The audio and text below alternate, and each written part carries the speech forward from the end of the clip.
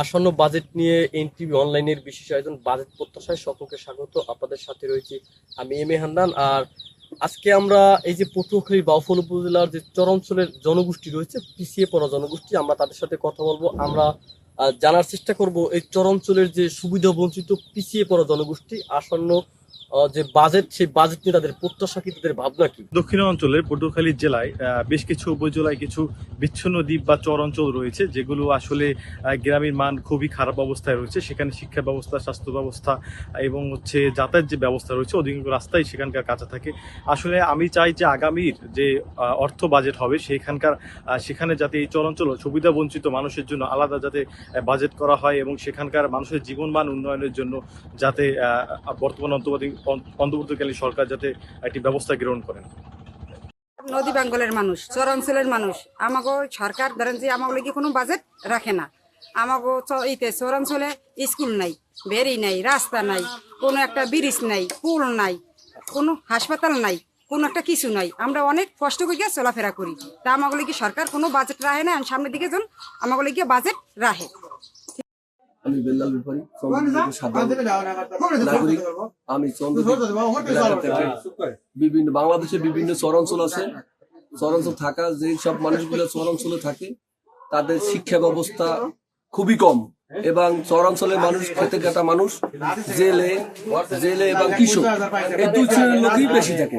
অতএব এই চরবাসীর জন্য এই অর্থ বছরের বাজেটে যেন সুন্দর বাজেট, ভালো একটা বাজেট থাকে চরাঞ্চলে, বিশেষ করে চরাঞ্চলে স্পেশাল ভাবে যেন একটা বাজেট থাকে।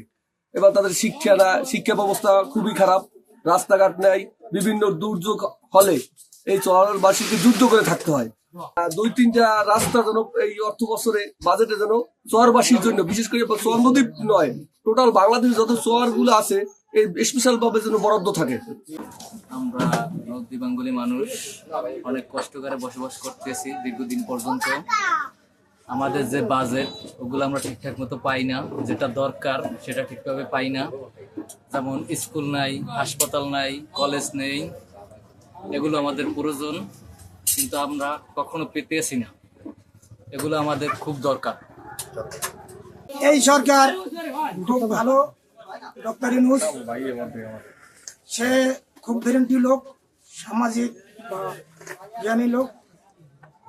আমার একটা দাবি থাকবে যে উপদেষ্টার কাছে, প্রধান উপদেষ্টার কাছে, এই চন্দ্রদ্বীপটার কাছে, বাড়িয়ারা এখন আগে ছিল চর, এখন হয়েছে দ্বীপ, মানে চন্দ্রদ্বীপ 3 আমাদের জন্য যে একটা সবসময় একটা বাজেট থাকে এই গরিব মেহনতি মানুষের জন্য। এই শহরের মানুষ অনেক কষ্টে আছে, বিগত দিনে কষ্ট করে গেছে, এখনো কষ্ট করে। আমার ডক্টর ইউনূস সাহেবের কাছে একটা আবেদন, অনেক লক্ষ লক্ষ মানুষ এই চরাঞ্চলে বাস করে, বিভিন্ন চরে অনেক মানুষ কষ্ট ক্লাস করে।